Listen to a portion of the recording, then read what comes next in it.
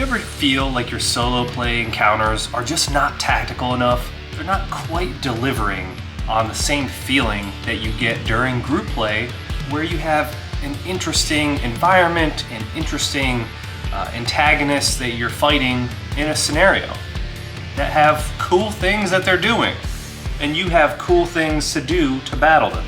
Well, today I think we have just the solution for this problem. Next Card RPG. Let's go!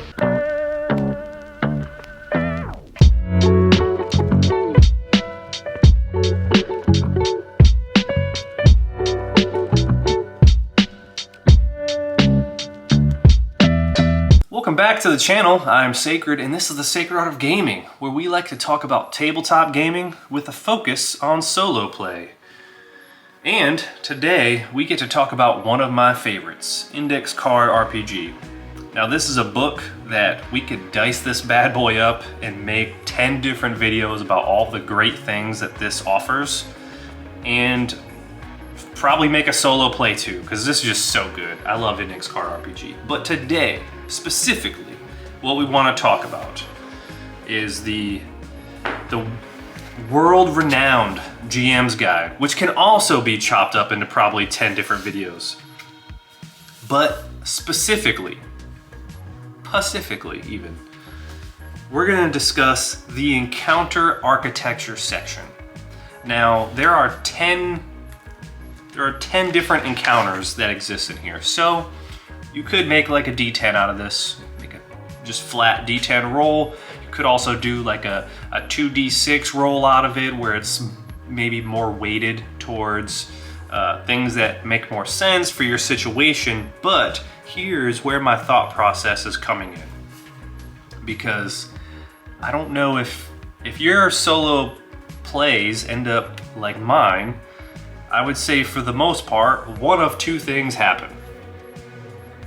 Best case scenario, it becomes like all about the story, which I think is ideal for solo play in most circumstances.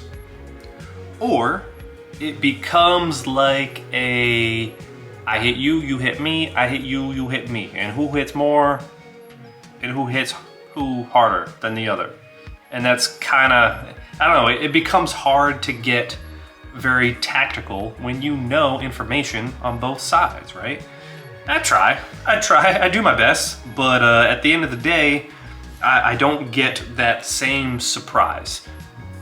Something like Dragonbane, like you can be surprised by like what the monster actions are, but it's not going to really affect the encounter much. So something like this, I think, is a little bit better than just saying, oh, here's some things that are in the environment and here's what the monster can do.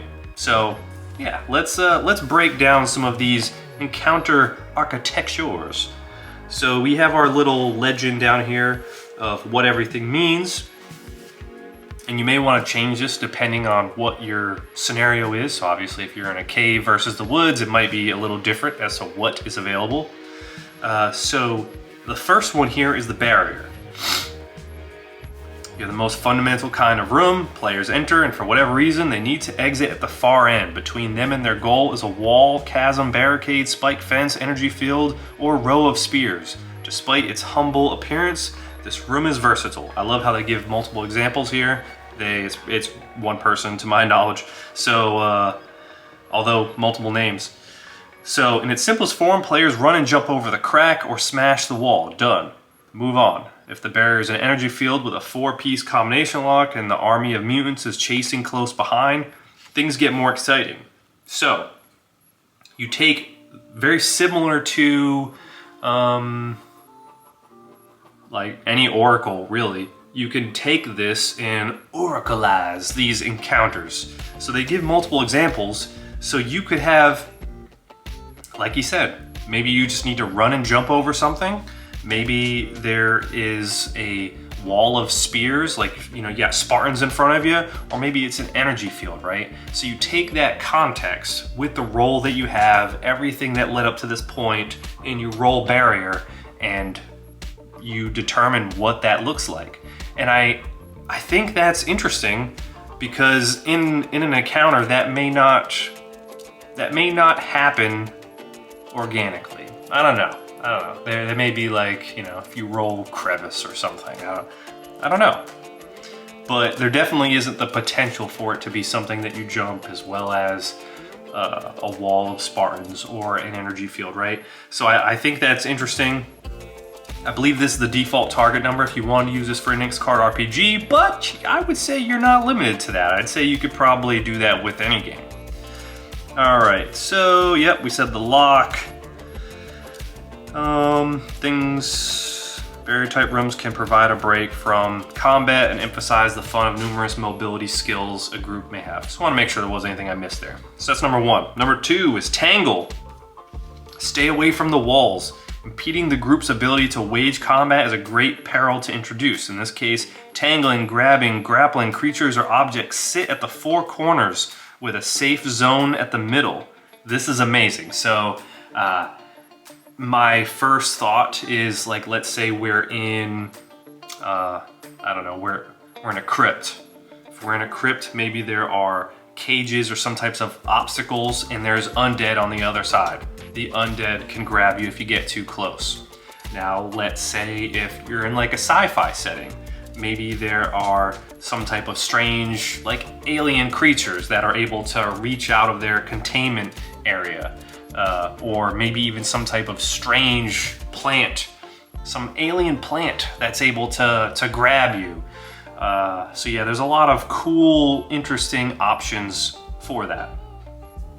And you have the safe zone in the middle. So this, I think this is cool because, like, imagine if you're a melee character or if you're a ranged character and how this changes things dramatically. With a GM, your GM is, they may be considering stuff like this. Oh man, like the sniper in our game never gets to do sniper things. So maybe we set up a specific scenario where they get to do some stuff. Or damn, our melee guy doesn't really get to shine because the snipers are taking everything out before he can get to him. He's gonna shine here, that's for sure. So grappled characters can be crushed, injured, or simply unable to help fighting friends. If weapons turn toward the tanglers, the enemy is now unchecked. Be creative and allow unexpected approaches to pulling free of the grapplers, not just brute strength. Really cool. And you know, this doesn't necessarily have to be a fight either. This could be like a chase, for example, would be another cool situation. Or exploration even. So let's say you're exploring an area, but maybe there's some cool stuff and you need to deal with whatever's trying to grab you on the ends. Moving on, we have lock. So pursuit, fatigue, or fear may even, or fear make even simple tasks challenging. This test asks players to search off path for a key or release some kind to a locked door. Okay, you'd be surprised how many times a group will smash this door rather than look for a key or lever. Scale the mystery up by placing the key further off path or even another room. Rudimentary on paper, but no easy thing in the chaos of adventure. Another way to heighten the challenge is to conceal the path leading to the key, a locked door, a bookcase. That's it, we're doomed. Okay, so this one is okay. But this kind of goes into his, what is it, the 3 T's, I believe. Is it treat, time, and something else? Treat, time, and I don't know. I'd have to look. I'm not going to do it right now, though, because, again, that could be a whole nother video in itself. But the idea of having, like, a treat on the side of the combat, that's something that I never think to do in my own solo games, where how am I going to entice myself to deal with the threat that is happening while also wanting to get this treat before some type of time runs out on that treat? Maybe the water's rising and I won't be able to get this thing that could maybe be a cool weapon or something. But then that could also be a trap. That might actually be the other T. I don't know. Don't quote me on that. So yeah, within the context of the situation, use it. So then we have Kite. Here's where brute force cannot succeed. An enemy stands in the way, flanked by healers. No amount of damage can bring the beast down with those healers at work. So this is a really cool combat situation. This almost reminds me of, in this case they're saying the healers keep healing them and you need to be able to get to the healers. Ooh, that wind is crazy right now. But this also reminds me of if you've played like Total War, for example, with like the mounted archers. That's another situation where it's kind of like, man, if you're just chasing after them and you're not as fast as a mounted archer, you're kind of screwed. You really just have to deal with the fact that you're going to get shot until you can get someone fast enough to deal with them, or they run out of ammo. So let's make sure we're not missing anything else here.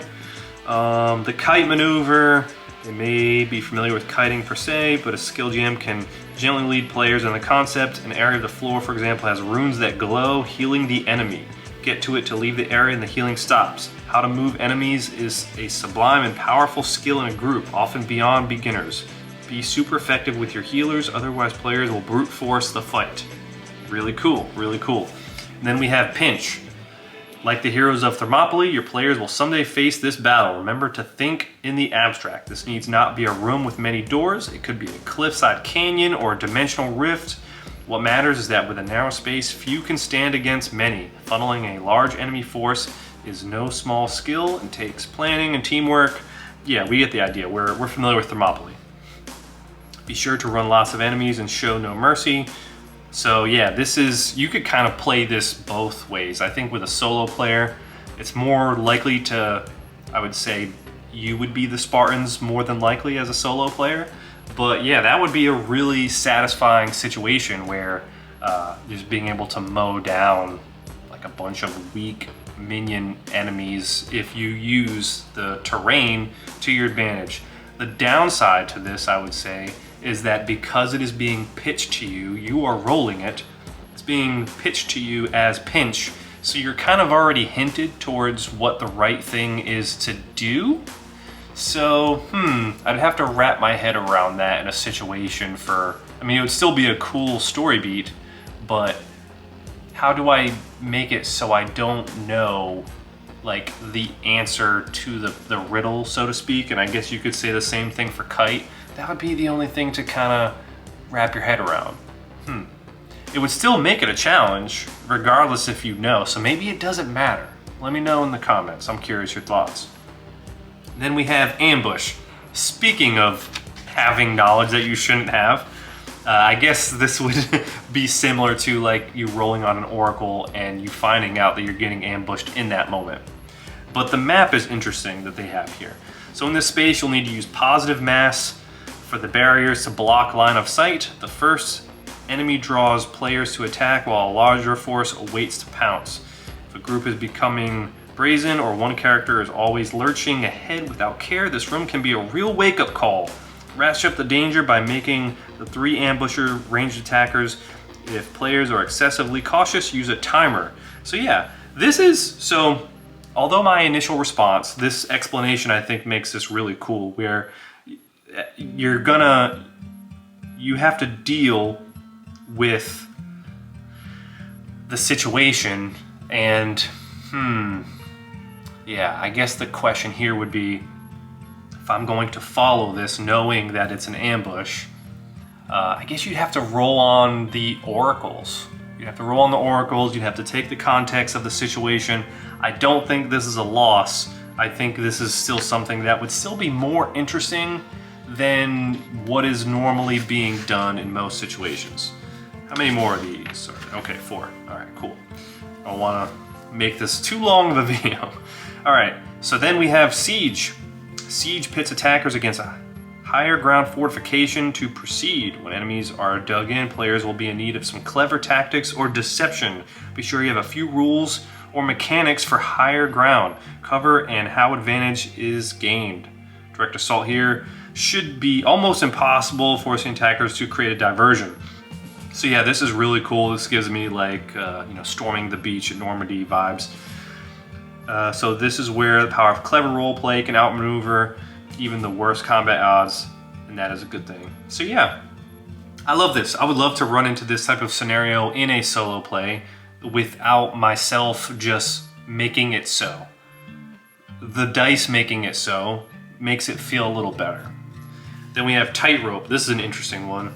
Crossing a space on an elevated walkway that is narrow and difficult is bad enough. Below the tightrope is a pit filled with monsters waiting for the clumsy. Make the check hard enough so someone is bound to tumble.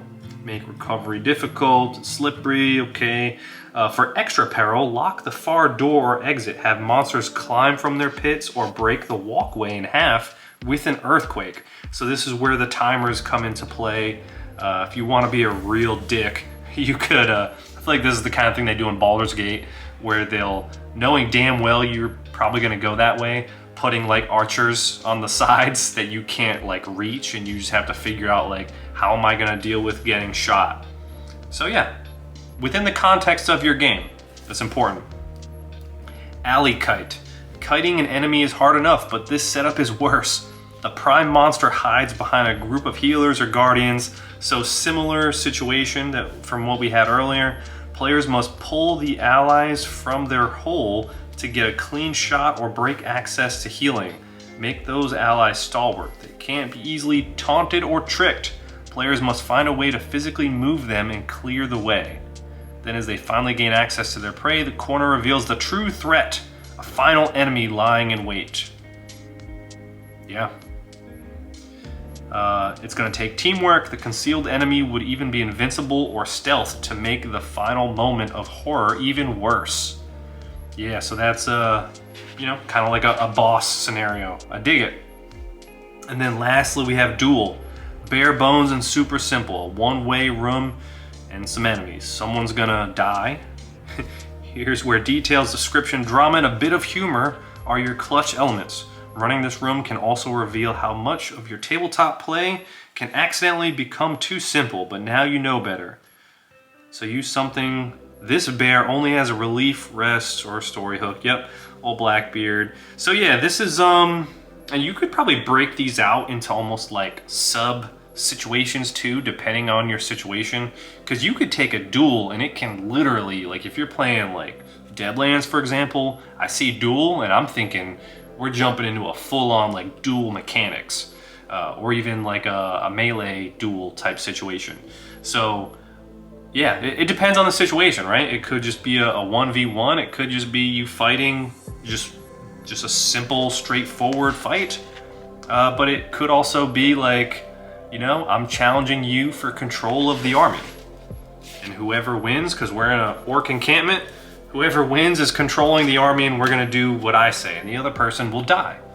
All right, so that was one of my favorites, Index Card RPG. This book is a wealth of knowledge. I love it, I do. I love Index Card RPG.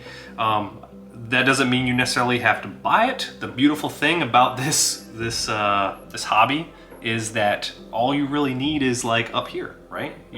It's hard when you get going from like the beginning, right? But that's why you can listen to people on YouTube and kind of absorb their brain juices for some fun ideas, and then once you get rolling, you're good to go, right?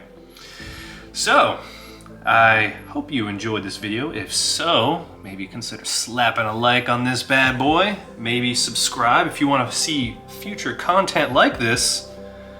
And until the next one, as we continue to explore the sacred art of gaming together. Sacred out!